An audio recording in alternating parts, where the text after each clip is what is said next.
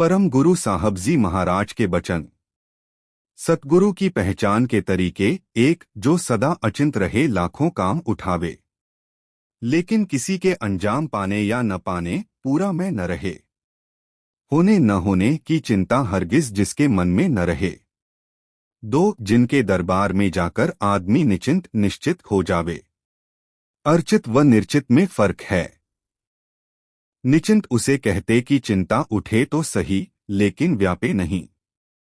तीन, जैसे सारंगी का एक तार बजाया जाता है और बाकरी तार मिले होते हैं, और एक के बजाने से सब बजते हैं, इसी तरह जिसने सतगुरु के चरणों में तार मिलाया और उन्होंने तवज्जह की, झट प्रेम नाजिल होता उतरता है और मन अभ्यास या करनी में लग जाता है। चार, जो सत्संग आम जारी करें और सत्संग की पूरी संभाल रखें और कुछ गड़बड़ पैदा न हो।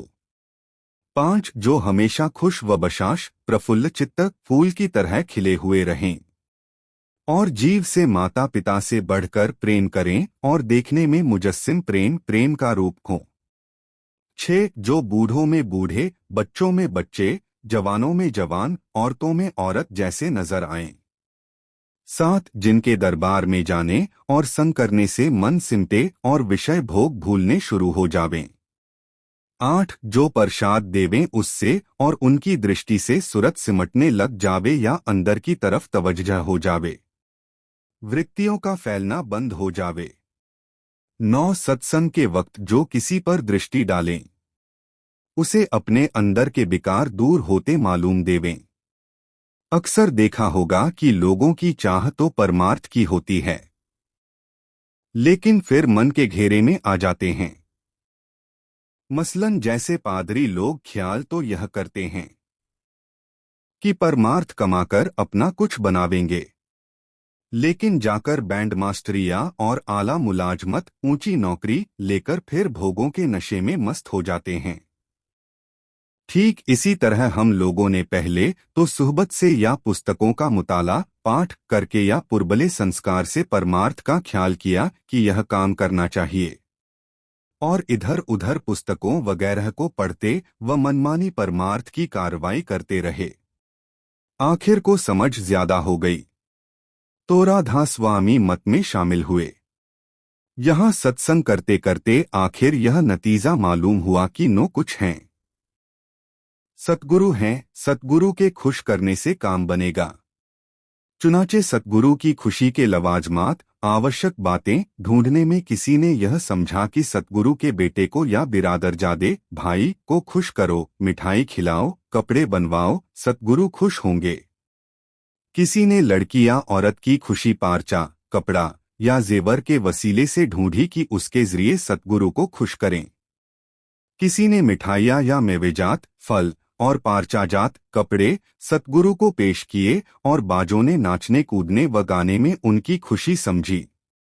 किसी ने सतगुरु के पास बैठकर मीठी मीठी बातें करके समझा कि सतगुरु खुश होंगे। किसी ने रुपया नकदी बहुत भेंट करके उनका खुश होना समझा।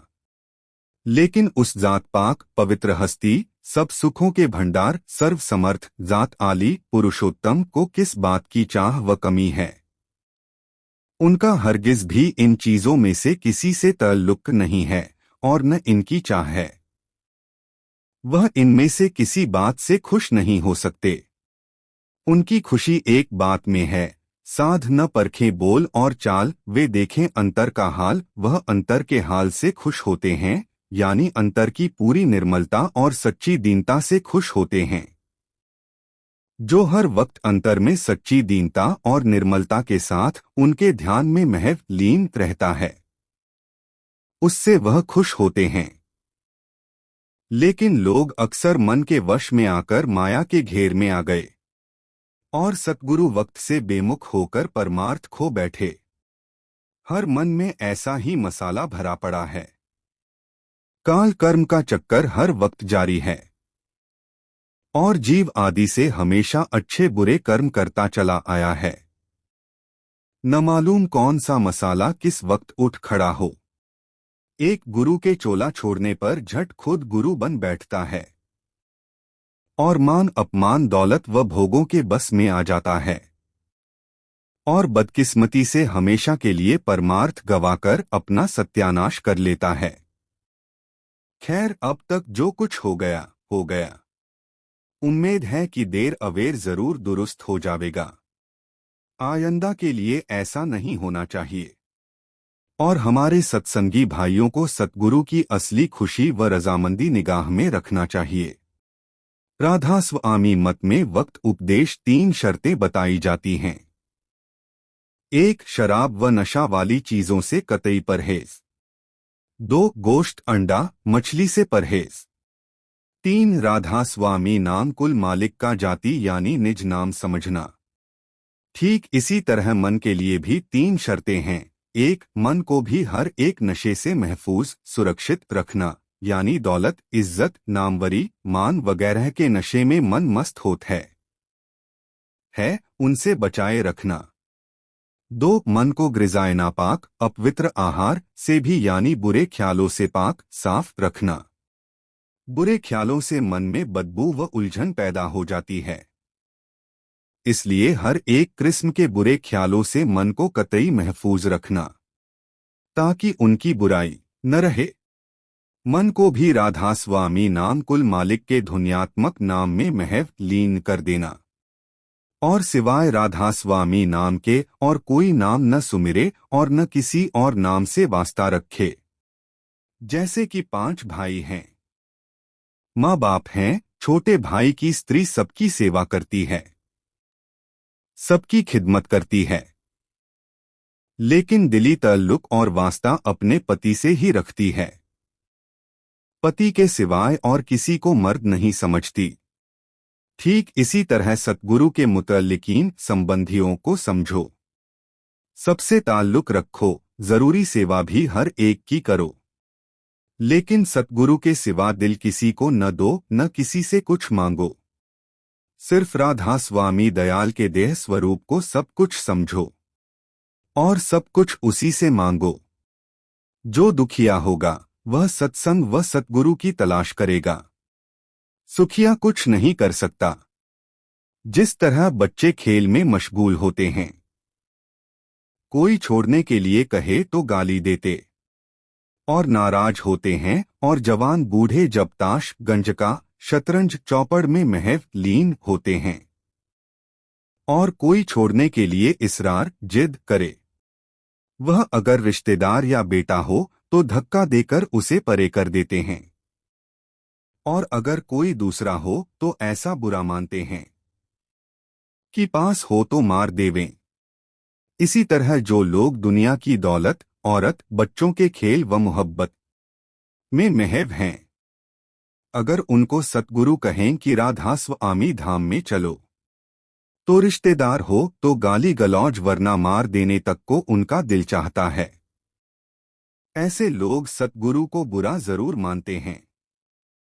तमाम आलम संसार दुखिया है और तरह तरह के दुखों में मुब्तला है। बीमारियां लाखों हैं। रिश्तेदार, औरत, बच्चे, धन दौलत के मुकद्दमे गर्जे की 1 मिनट भी बगैर तकलीफ के नहीं गुजरता। सख्त मजबूर और माजूर लाचार हैं। लेकिन क्या करें, यह देश ही दुखों का है। लेकिन दुख ताल्लुक व तवज्जह की वजह से होता है और खुद इंसान बढ़ाता है और दुखों के पेच दर पेंच एक के अंदर एक गिलाफों में फंस जाता है। मसलन एक आदमी ने एक दवा की शीशी खरीद की और तमल्लुक पैदा किया। एक व्याल हुआ कि बच्चे न तोड़ दें, संक खरीदना पड़ा। फिर संक को मिट्टी से बचाने के लिए चिलाफ, फिर रखने के लिए मकान, मकान के अंदर दूसरा मकान, हिफाजत के लिए चौकीदार, चौकीदार की निगरानी खुद, फिर तनख्वाह व खर्च का हिसाब किताब, अकाउंटेंट व बैंक क्लर्क रखने पड़े। एक मामूली ताल्लुक इस कदर बड़ा कि बचा ले जान, जान की मुसीबत हो गया। ठीक यही हाल दुनिया के हर तवल्लुक का है और वह सख्त दुख रूप हो जाता है। बुजुर्गों और संतों ने यह फैसला दिया है कि सब चीज छोड़ देने से सब दुखों की जड़ कट जाती है। जिस फकीर ने लंगोटी के सिवाय सब कुछ छोड़ दिया, उसको किस बात का दुख रहा। सब दुख व फिक्र दूर हो गए।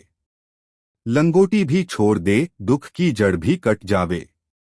दुख दो तरह के हैं, शारीरिक और मानसिक, यानी शरीर के और दूसरे मन के हैं। शरीर में दुख दर्द तकलीफ शरीर तक है। जर धन जमीन रिश्तेदारान वगैरह के बाहरी ताल्लुक की वजह से उनमें से किसी की बीमारी या नाश मानसिक दुख हैं। जब तक शरीर और मन दोनों को न छोड़ दिया जाएगा, मजकूरा बाला उपरोक्त तरीके पर दुखों से खलासी छुटकारा न होगी। शरीर व मन के गिलाफ जो सूरत पर चढ़े हुए हैं, उनको उतार दिया जावे तब खलासी होगी। मगर गिलाफ शरीर और मन के किस तरह उतारे जावें? यहाँ का मसाला गजब का बना हुआ है। सूरज चांद सितारे सैयारे ग्रह जमीन सब खींच रहे हैं और सख्त कशिश आकर्षण है। एक एक जरी जरी शरीर और मन का बंधा हुआ है। किस तरह छोड़ा जा सकता है? छोड़ने की ताकत ही नहीं है। इसलिए संतों ने कहा है कि यह मसाला 5 तत्वों का है और शरीर भी और तमाम जहान संसार भी 5 तत्वों का है। शरीर का ताल्लुक पिंड से है और मन का ताल्लुक ब्रह्मांड से है। अपनी सूरत को पहले शरीर से निकालकर ऊपर ब्रांड में ले जाएं और फिर वहां में निकालकर निर्मल चेतन धाम में ले जावे, तब छुटकारा होगा।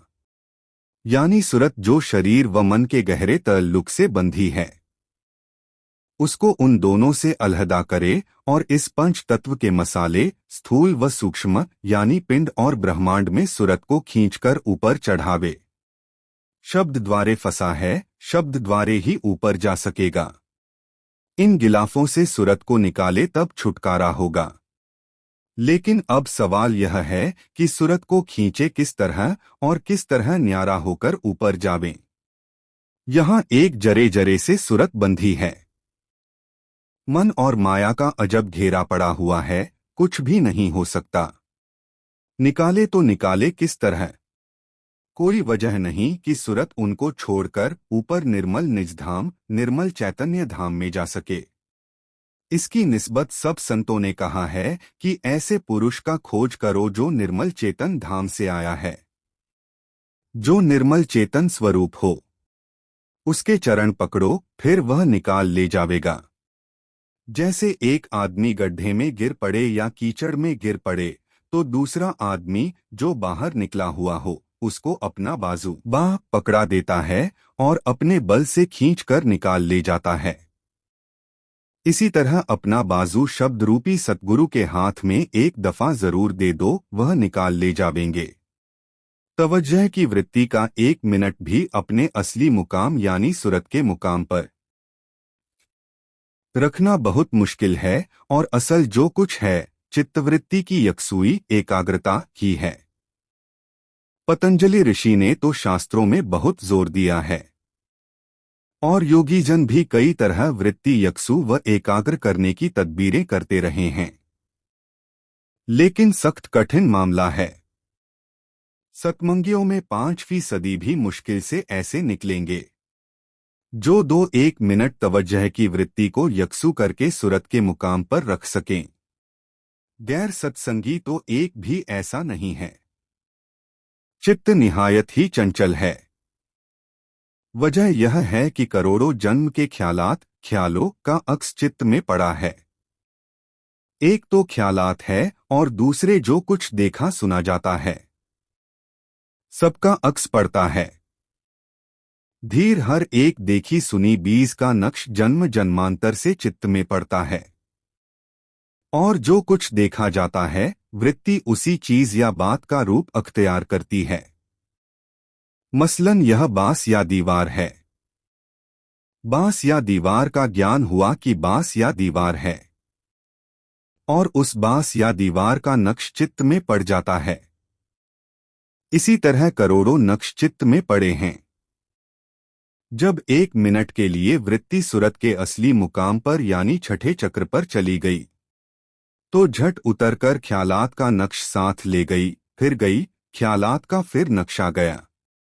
ऐसा ही नक्शा जमा रहता है और हर एक जीव का यह हाल है। फिर ख्याल करो कि अभ्यास करना किस कदर कठिन संत मत का है। समझना निहायत मुश्किल है और बड़भागी ही कुछ समझ सकता है, वरना सब बुद्धि के उधेड़बुन में मसरूफ लीन है। जब तक घाट न बदला जावेगा, असलियत मालूम न होगी। घाट बुद्धि व मन के बदले जाते हैं। यह जो कुछ सोच समझ विचार किया जाता है और अल्फाज व वचन की उधेड़बुन में रहना बुद्धि का घाट है, जो बदलता रहता है। लेकिन सूरत के घाट के बदलने का और ही सिलसिला है। जिसका घाट सूरत का बदला हुआ हो, जाहिर नहीं हो सकता। मामूली पहचान यह है कि हंसते रहना या सोए रहना, किसी से कलाम बात तक न करना, अपने आपे में हर वक्त मग्न रहना। और असली संत मत तो सूरत के घाट के बदलने का है। और कई एक घाट सूरत के बदले जाते हैं। जब तक यह पहला घाट नहीं बदला गया, कुछ भी नहीं हासिल हुआ। एहतमाम है जब हुआ। यह जो पुराने सत्संगी अपने आप को पूरा सत्संगी समझते हैं, दिन रात इसी वहम में पड़े हैं और मान अपमान में गिरफ्तार हैं। यह सब फजूल है। इनको यह मालूम करना चाहिए कि क्या उनका घाट कुछ बदला है। वह यही ख्याल करते हैं कि हुजूर महाराज के चरणों में रहे, महाराज साहब के चरणों में रहे, जरूर दया हुई होगी। और यह ख्याल कर लेते हैं कि जरूर दया हो चुकी है और हमने सब कुछ हासिल कर लिया है। लेकिन कौन आदमी है जो अपने आपे को नहीं देख सकता कि क्या कुछ हासिल हुआ है और किस घाट पर वह है। मालूम होगा कि आज तक कुछ भी हासिल न हुआ। राधा स्वामी।